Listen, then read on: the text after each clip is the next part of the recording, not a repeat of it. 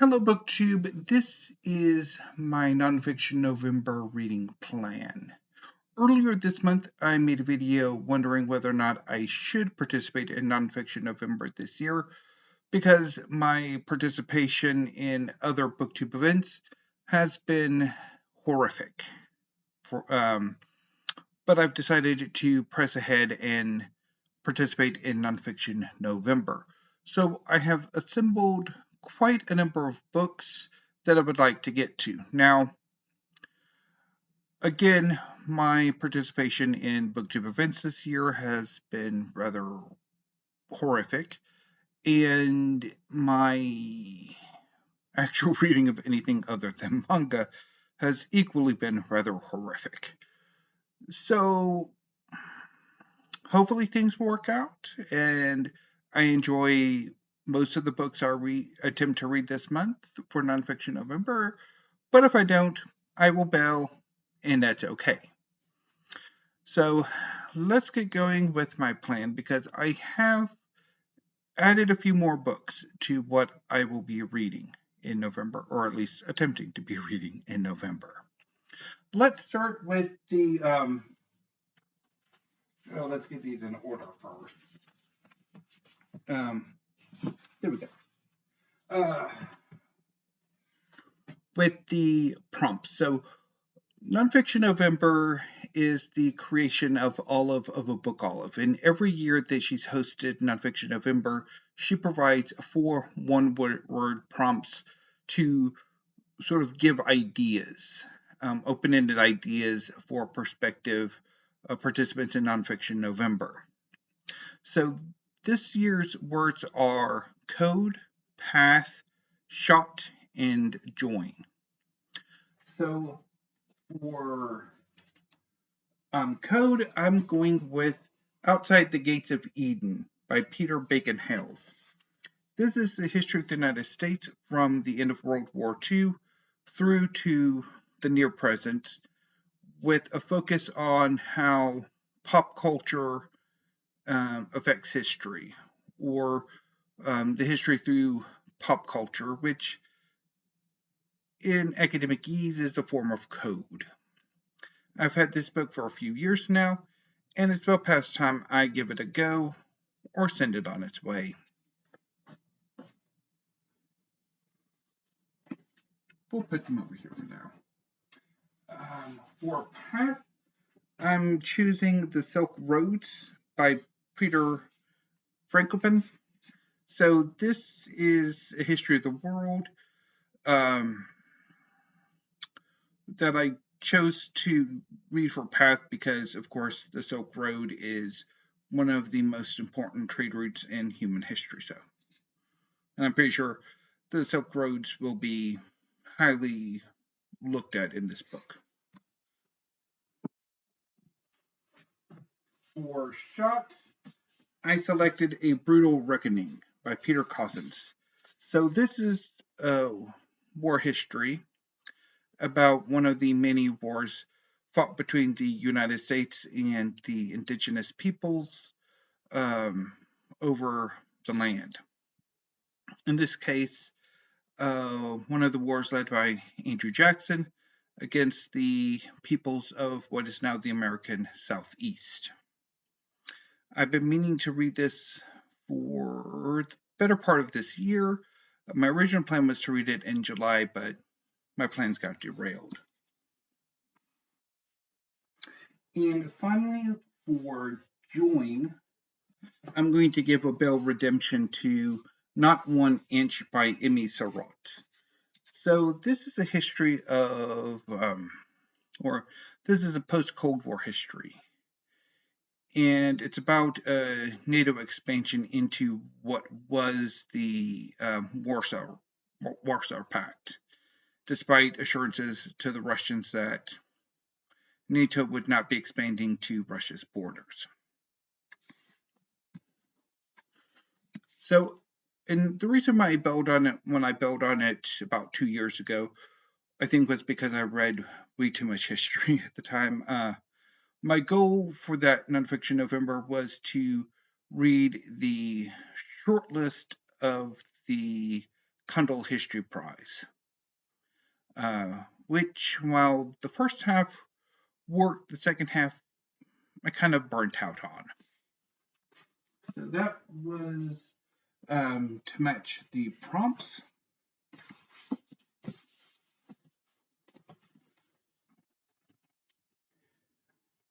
Now, in my earlier video, I often mentioned that there are 3 books that I attempted to read this year that I have bailed on that I would like to give a bail redemption to, and these are those 3 books. First up is The Fall of Egypt and the Rise of Rome by Guy de la Bedoyere. So this is a history of the Ptolemies, which was Egypt's last dynasty. They ruled from the early 300s to 39 BCE, when Egypt was conquered and annexed by Rome. This is also a history of Rome during that period. So I bailed on the book because while I'm an Egypt guy, and also an Alexandra the Great guy, and the successors guy, this book just seemed to, like, I got the feeling that I've read this before, and more entertainingly. This book came off as more of a textbook than as an engaging history. So hopefully a bail redemption will work out and I will enjoy it. And if not, that's okay. There's another history of the Ptolemies on the horizon.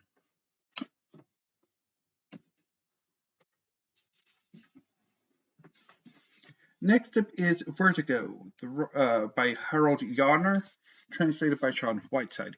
So this is a history of the Weimar Republic, which was the German government between the deposition of the Hohenzollerns and the other German royal families in 1918 through to 1933, when Hitler became chancellor and the Nazis took over Germany.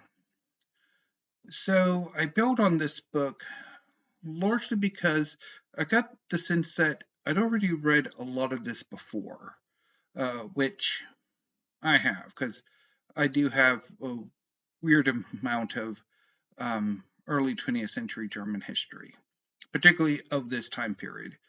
So I have 3 books on, 2 books on 1923. So it's, yeah.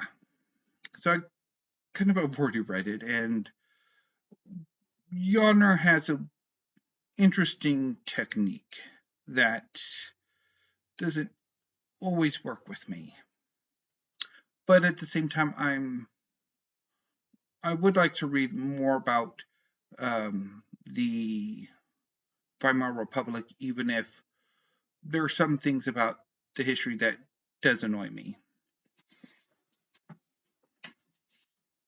And finally, The New Roman Empire by Anthony Kaldellis. So this is a big history of the continuation of the Roman Empire with its capital at Constantinople, which Western historians call the Byzantine Empire.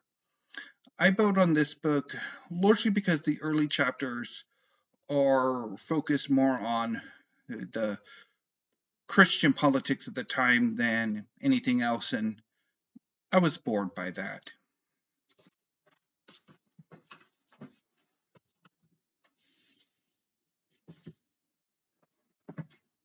Now, the next few books are Steve Made Me Do It or BookTube Made Me Do It. And I'll explain as I get to them. Let's begin with Beyond the Wall, a history by Katje Hoyer. This is a history of East Germany that came out late last year, and to decidedly mixed opinion. Many Western readers and critics, including Steve Donahue, really enjoyed the book, while many German readers and critics, such as Britta Böhler, did not enjoy it. So I need to finally get around to checking it out for myself. Sticking with my theme of German history, I've also been meaning to get to The Coming of the Third Reich by Richard J. Evans. This is the first in a trilogy of histories of Nazi Germany by Richard J. Evans that Steve Donahue has highly recommended. Next is China by John Keay. So in recent Steve stream, somebody asked in the comments if Steve could recommend a good one-volume history of China, and Steve Donahue recommended this book, which I've been meaning to get to for quite a while, so I'm taking the opportunity to get to it.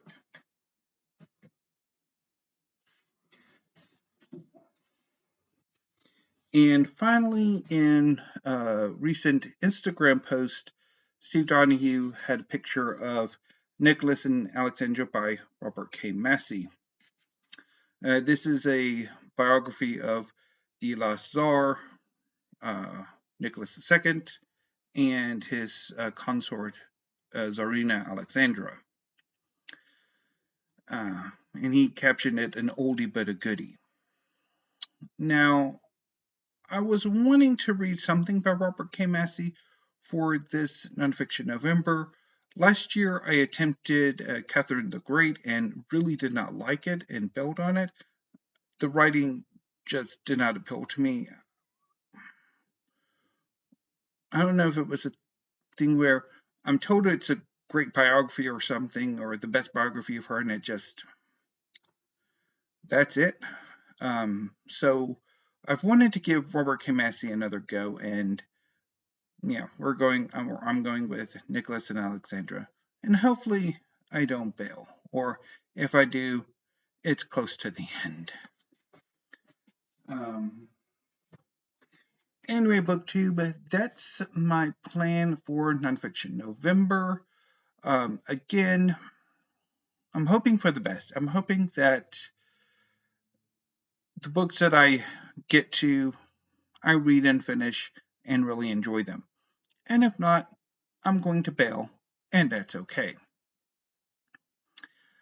So, anyway, BookTube, I'm going to sign off for now and figure out how I'm going to get all these books put into the show notes. Because I'm not going to be, well, I guess I could do that before I go into the little manga room. Anyway, I'll figure it out. So until I see you tomorrow with either Poetry Thursday or some tag videos, thank you, BookTube. Have a great afternoon and stay safe.